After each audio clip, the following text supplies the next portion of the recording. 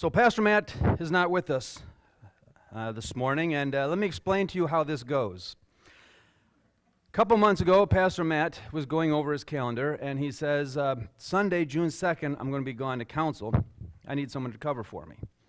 So I bowed my head down, and it wasn't to pray. It was to avoid eye contact, because that's what happens. If you have eye contact, you get called on, and that got me through high school. So I know it's going to get me through this. And I'm sitting there with my head down, seriously, looking at my feet, thinking, oh, great. And Peter Freeman speaks up. I'm like, oh, cool, Peter's going to volunteer. And he goes, Pastor, I believe I did it the last time. I'm like, oh, no. So I said, all right, I'll do it. It's nervous getting up here and speaking. It really is. If you're not good with public speaking or you don't do it a lot, it can be very nervous to get up here, to stand up here, and just to be up here in front of public.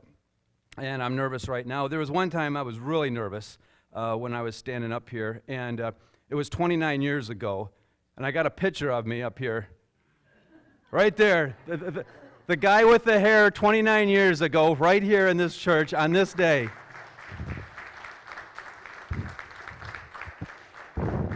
Okay, you can take that picture down. I look kind of dorky up there. My kids said I look better without hair than with hair.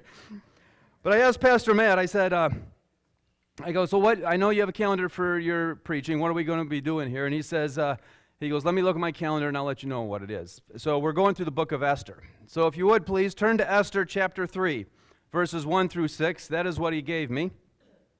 Esther chapter 3. We are in verses 1 through 6.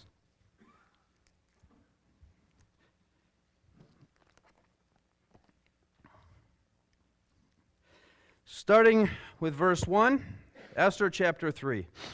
After these things, King Ahasuerus promoted Haman the Agagite, the son of Hammedatha, and advanced him and set his throne above all the officials who were with him. And all the king's servants who were at the king's gate bowed down and paid homage to Haman, for the king had so commanded concerning him. But Mordecai did not bow down or pay homage. Then the king's servants who were at the king's gates said to Mordecai, why do you transgress the king's commands? And when they spoke to him day after day, he would not listen to them. They told Haman in order to see whether Mordecai's words would stand, for he had told them he was a Jew. And when Haman saw that Mordecai did not bow down or pay homage to him, Haman was filled with fury. But he disdained to lay hands on Mordecai alone. So as they had made known to him the people of Mordecai, Haman sought to destroy all the Jews, the people of Mordecai, throughout the whole kingdom of Ahasuerus. That's what Pastor Matt gave me, 6 verses. He gave me an introduction. I said, are you kidding me? I said, there is really not a whole lot here.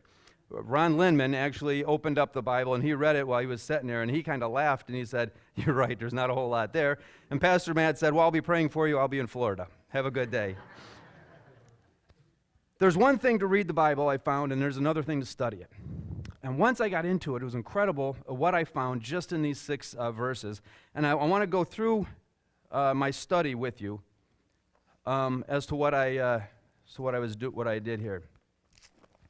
Starting in verse 1. After these things, I'm going to do just verse 1. After these things, King Ahasuerus promoted Haman the Agagite, the son of Hammedatha, and advanced him and set his throne above all the officials who were with him. After these things, I had found that by the time we get to verse 1 here in chapter 3, approximately 2 years had passed since Esther had become queen. So Esther becomes queen that we learned of in chapter 2. 2 years then has passed, and we find ourselves in this spot right now where this King Ahasuerus. Now, King Ahasuerus is what my Bible says, and I've noticed in some it refers to King Xerxes as well. Xerxes and Ahasuerus is one and the same people. That was an interesting study. I won't belabor that for you. Actually, I have enough stuff now on these 6 verses that we could go for about an hour, but I promise you I won't do that. I'm going to stick to right what my notes say here. But Haman was a confidant of King Xerxes, and Haman was an Agagite, the son of Hammedatha. Haman was married to a woman named Zeresh, and they had 10 sons. Haman was likely a descendant of Agag, king of the Amalekites. And this is where it starts to get interesting. If you go back to Exodus chapter 17, you may recall the story where Moses was in a war. He was in a battle, and God told him, keep your arm up in the air, and you're going to continue to win. As soon as your arm falls, you're going to start losing. Let me read to you Exodus chapter 17, starting with verse 8.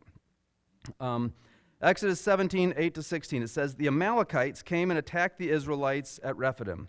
Moses said to Joshua, choose some of our men and go out to fight the Amalekites. Tomorrow I will stand on top of the hill with the staff of God in my hands. So Joshua fought the Amalekites as Moses had ordered, and Moses, Aaron, and Hur went to the top of the hill. As long as Moses held up his hands, the Israelites were winning. But whenever he lowered his hands, the Amalekites were winning. When Moses' hands grew tired, they took a stone and put it under him, and he sat on it. Aaron and Hur held his hands up, one on one side, one on the other, so that his hands remained steady till sunset. So Joshua overcame the Amalekite army with the sword. Then the Lord said to Moses, write this on a scroll as something to be remembered, and make sure that Joshua hears it, because I will completely blot out the name of Amalek from under sun. Moses built an altar and called it, the Lord is my banner. He said, because hands were lifted up against the throne of the Lord will be at war against the Amalekites from generation to generation. Remember, Haman is a descendant of Agag, who is the king of the Amalekites. This is the Amalekites that we're talking about here in Exodus. When I went further into Deuteronomy chapter 25, starting with verse 17, this is Moses, who is reiterating the laws spoken to him from God that we found in Exodus and Leviticus. And starting in 17, it says, remember what the Amalekites did to you along the way when you came out of Egypt. What he's speaking of here is the story I just read to you where Moses had his hands up. It said, when you were weary and worn out, they met you on your journey and attacked all who were lagging behind. They had no fear of God. When the Lord your God gives you rest from all the enemies around you in the land he is giving you to possess as an inheritance, you shall blot out the name of Amalek from under heaven. Do not forget. And then I moved into Samuel, and 1 Samuel 15 is where we finally get the Amalekites out of the picture. And I want to read this to you, and I find this interesting here because it adds to the story, those 6 verses that we just read. 1 Samuel 15, starting with verse 1. It's 1 through 9 is what I'm going to read. And Samuel says to Saul, the Lord sent me to anoint you king over his people Israel. Now therefore listen to the words of the Lord. Thus saith the Lord of hosts, I have noted what Amalek did to Israel in opposing them on the way when they came out of Egypt. He's referencing the battle that we just talked about. Now go and strike Amalek and devote to destruction all that they have. Listen to these words. Do not spare them, but kill both man and woman, child and infant, ox and sheep, camel and donkey. In other words, wipe them out. God sends an order to wipe them out. So Saul summons the people and numbers them in Telaim, 200,000 men on foot and 10,000 men of Judah. So we have 210,000 people here. And Saul came to the city of Amalek and lay in wait. Saul said then to the Kenites, go, depart. Go down from the Amalekites, lest I destroy you with them, for you shown kindness to all the people of Israel when they came out of Egypt. So the Kenites departed from among the Amalekites. Now we just have the Amalekites there. And Saul defeated the Amalekites from Havilah as far as Shur, which is east of Egypt. And he took Agag, the king of the Amalekites, alive, and devoted to destruction all the people with the edge of the sword. Did you see what happened here? He doesn't do what the Lord says. He takes the king alive, King Agag. But Saul and the people spared Agag and the best of the sheep and of the oxen and the fatted calves and the lambs and all that was good, and would not utterly destroy them. All that was despised and worthless they devoted to construction. Take a note of that. He does not kill the Amalekites at this point. Saul doesn't do as the Lord orders, and we find 15 chapters later in Samuel 30 that the Amalekites are now wreaking havoc again on the Israelites. The Israelites, Jews, and Hebrews, it's all, in a broad sense of the word, it's all synonymous. We're talking about the same group of people here. So by the time we get to Samuel 30, the Amalekites burn villages, they take captive women and children, they even take 2 of David's wives. David and his men defeat the Amalekites, but we learn that 400 of them escaped. Okay, going into verse 2 now of Esther chapter 3. Just take note of what I said about the Amalekites there. And all the king's servants who were at the king's gate bowed down and paid homage to Haman, for the king had so commanded concerning him. But Mordecai did not bow down or pay homage. This homage thing, I researched it a lot. There's a lot of argument, I guess, on the internet, in commentaries about it. What most everyone agrees, though, this homage is not a form of worship.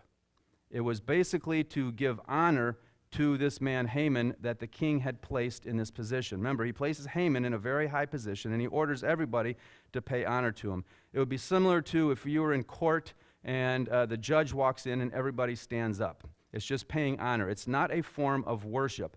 There is some discussion about it. It's a lengthy discussion, but most everybody agrees at the end that more than likely this was just it was a form of honor to a respected official within the king's community. Going to verse 3 then. Then the king's servants who were at the king's gate said to Mordecai, "Why do you transgress the king's command?" And when they spoke to him day after day, he would not listen to him. They told Haman in order to see whether Mordecai's word would stand, for he had told them he was a Jew. This is interesting. If you remember in chapter 2, Mordecai tells Esther, don't let him know you're a Jew. Don't let him know you're a Jew. Mordecai had to have known something about being a Jew in the surrounding areas that he was in. We don't want anybody to know we're a Jew, but now he lets it out of the bag. I am a Jew. I find interesting is here, one, it took a couple days. It says day after day. I don't know how long it took, but several days had passed where they're trying to convince Mordecai, listen, when the king comes in, you got to pay homage to the king. Or when Haman comes in, you got to pay homage to Haman, and he's not doing it. Not only that, it says when they spoke to him day after day, they told him, so then they go and they tell Haman. So apparently Haman doesn't recognize that this guy Mordecai is not doing what he's supposed to be doing. These servants have to show up, and they have to let him know. Once Haman finds out about it, he sees that Mordecai does not bow down in verse 5 and pay homage to him. He's filled with fury, but he disdains to lay hands on Mordecai alone. So as they made known to him, the people of Mordecai, Haman sought to destroy all the Jews, the people of Mordecai, throughout the whole kingdom of Ahasuerus. That's where I conclude then that Haman was right. Mordecai was right. Mordecai knew that Haman hated the Jews, and by a simple thing and not showing reverence, not only does Haman want to off Mordecai now for it, he's going to wipe out the whole Jews. He's taking them all out. This is how I see it, these 6 chapters. An order comes down to show respect to Haman because of his high-ranking position. Mordecai, a Jew, refuses to show any respect to Haman because Haman is closely connected to the Amalekites who hate the Jews. The Amalekites hate the Jews. Mordecai knows this. He's not going to show Haman the respect. Mordecai sees it best not to show honor to him. Haman burns with anger and wants to kill not just Mordecai, but all the Jews. What can we learn from these 6 verses? That's what I like to ask myself when I'm doing a study. When I'm looking at it, it's like, okay, I see this story here, but how does this apply to me? What can I learn? How does this speak to me? I got 2 points I want to make, and then I'm done. 2 simple points here. The first one is, which is kind of obvious, is consequences. As you can see, Mordecai, after a few days, he's still told, and he decides to still not pay homage to Haman. There are consequences to pay. His decision not to do that not only affected him, but it affected all of his people, all the Jews. So there's consequences there. But there's a little bit more. There's a hidden consequence in here. If you look back to Saul, if Saul would have obeyed the Lord in the first place and taken out the Amalekites, I believe Saul could have taken out the Amalekites because God told him to, and if God told him to do that, God would have given him the means to carry it out. The Amalekites would have been gone. His name would have been blotted out forever. Or the Amalekites' name would have been blotted out forever, just as God had said. Saul chooses not to obey the Lord. Saul had consequences then, and then there was a lasting consequence for disobeying the Lord that carried on all the way to Mordecai's time. Consequences. That's I think it's kind of straightforward, common sense. Don't need to cover that one. Point number 2. Point number 2, though, is a little more interesting to me. And before I start with point number 2, it may even be a little debatable, so I got to make a little disclaimer here so you know who I am, where I'm coming from. I understand my brother, who's not here today, had been telling stories about me behind my back while he was teaching Sunday school class, because some people had approached me and they said, Brian, I hear you were a fighter growing up. Yes, I like to fight when I go. Well, I wouldn't say I like to fight. And I didn't start any fights. Oh, I'm pretty certain I didn't start any fights, okay? But I was involved in more than a few fights in school. My belief, I was going to say my verse, but it's not in the Bible, so don't write this down, is don't back up, don't back down. That's kind of how I roll. It's actually a country song. It's not a Bible verse, but it's don't back up, don't back down. And I kind of stand on that. And when some things come around me that I'm fronted with, I don't back down. And in fact, there was one time when we were in Pennsylvania, and my brother and I, my two cousins, we decided just to go downtown and walk. Now, we go to Pennsylvania just a couple times a year, so the only ones I really know are my cousins. We happened to walk downtown, and within minutes, we crossed the town bully. That everybody knows he's a town bully, and a few minutes later, me and the town bully are rolling around on the sidewalk fighting each other, and had to come back and tell my parents, and I got a little bloodied, and he did too, so I think I won, so it doesn't matter. But I was a fighter, okay? My whole thing is don't back up, don't back down. There's one verse in the Bible that I have a little problem with. Anybody know what it is? Turn the other cheek. Exactly. You know that movie Princess Bride, where it says, I do not think that means what that really, or I do not think that means what you think it means? That I've brought that up with this verse. I've debated this verse, I've argued this verse. Turn the other cheek. Difficult verse for me. I read one article that said Mordecai had the courage to stand up for his beliefs. And I'm like, yes, that's the one, that's the direction I'm going. This is going to be point number 2. Mordecai he has the courage to stand up. He stood up, he didn't back down. And I'm going to tell you, I wrestled with that. Because in the depths of my soul, from my heart, I really didn't believe that. The more I read about this, I didn't believe that. Coming from my person of who I am, I had a hard time, though, taking that one. Mordecai had the courage to stand up, don't back down, but God was telling me something else. My second point is this. Being a Christian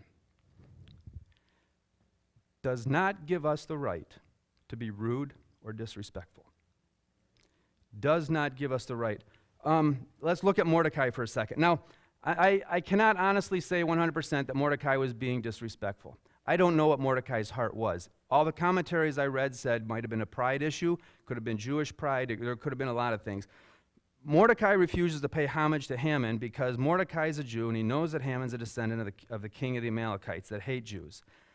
I see Mordecai respecting the title of Haman.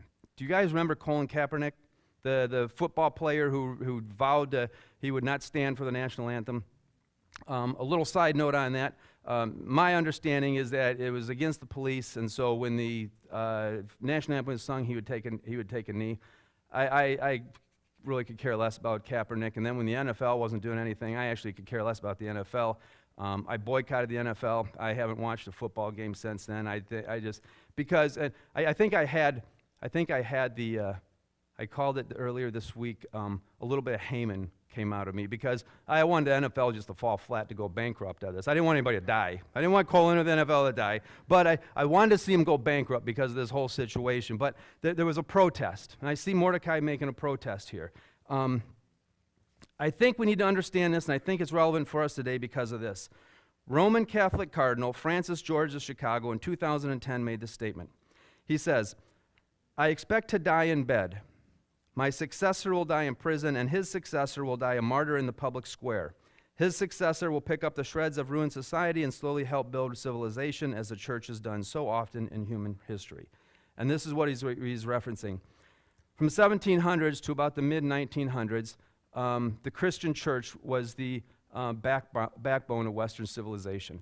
If you don't believe me, go to Washington, D.C. I was there. There are Bible verses on these buildings everywhere. It's absolutely incredible to me, from standing here in America right now and going to Washington, D.C. and seeing that stuff.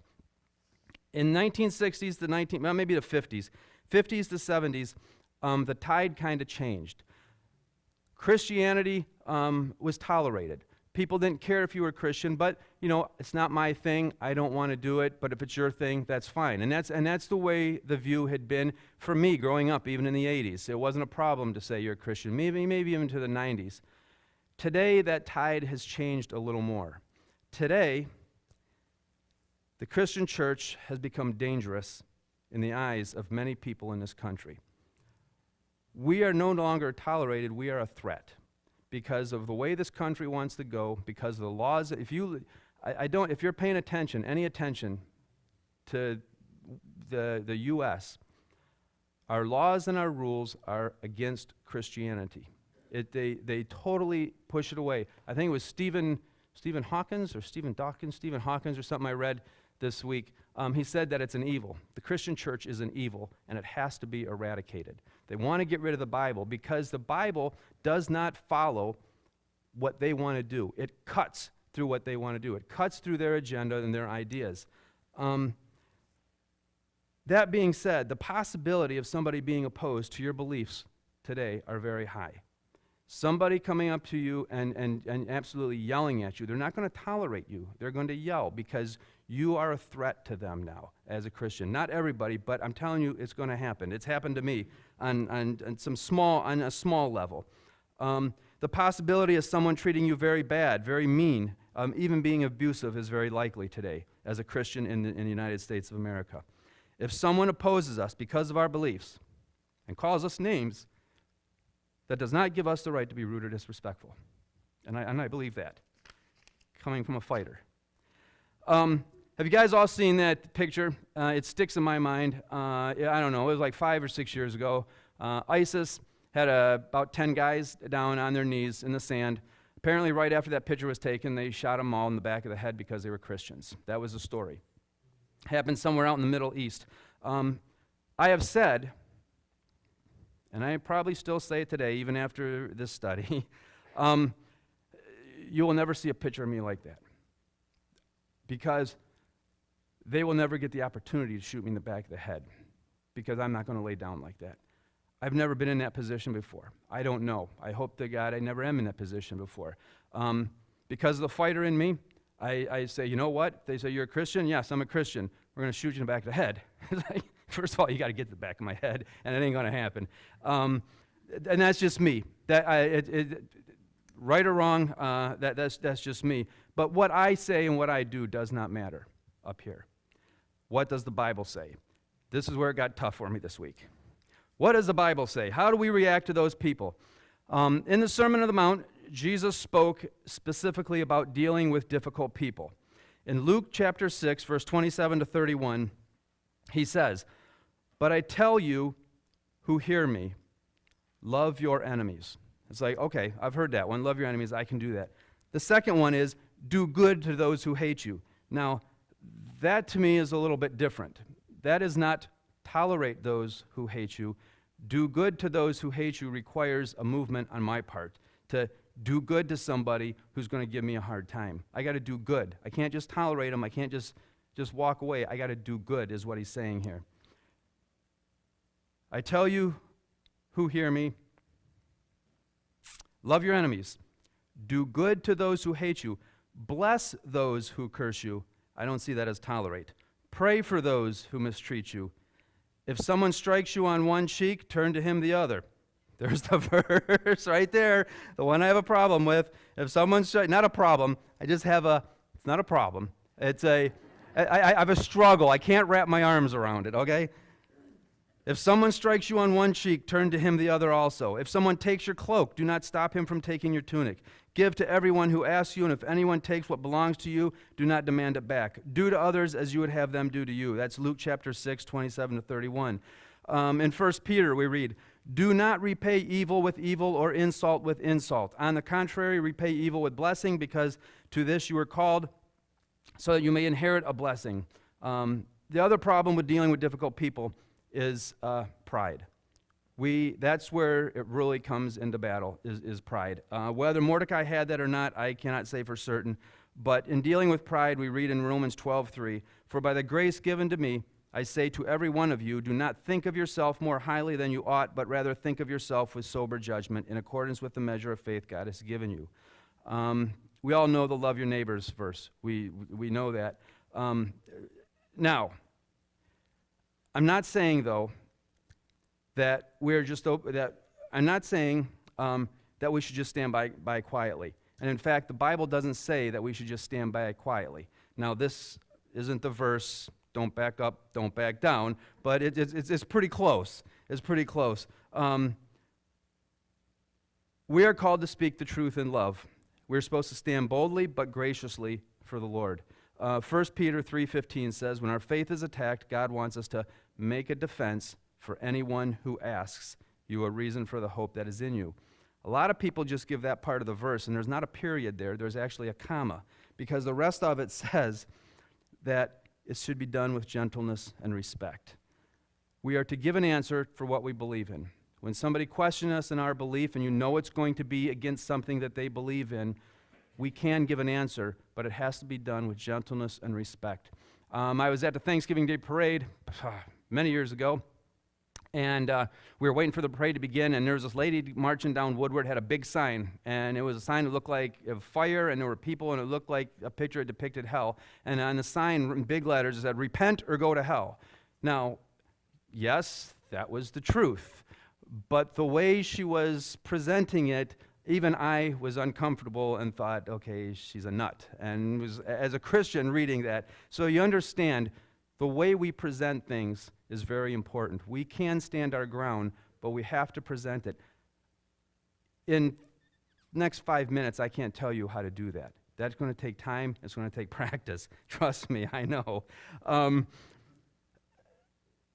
The apostle adds then in verse 17, "It is better to suffer for doing good, if that should be God's will, than for doing evil." The book of Proverbs, I found, has much wisdom in this. We read in Proverbs 12:16, where it says, "A fool shows his annoyance at once, but a prudent man overlooks an insult." These verses, I'm not really talking to you, I'm talking to me here. It is to one's honor to avoid strife, but every fool is quick to quarrel. Hatred, that was Proverbs 23. Proverbs 10:12. Hatred stirs up conflict, but love covers all wrongs. Proverbs 17:14. Starting a quarrel is like breaching a dam, so drop the matter before a dispute breaks out. I expect, when I pray, that God would give me His love, His grace, His mercy when I do wrong. Why would I not expect to put that on other people? That I show them the same love, grace, and mercy that I expect to get from God. If there's one thing I can say to everybody here this morning, is that my one prayer is that when we are confronted with difficult people, when we come across difficult people, that we, Riverwood, don't become labeled difficult people ourselves. Let's pray.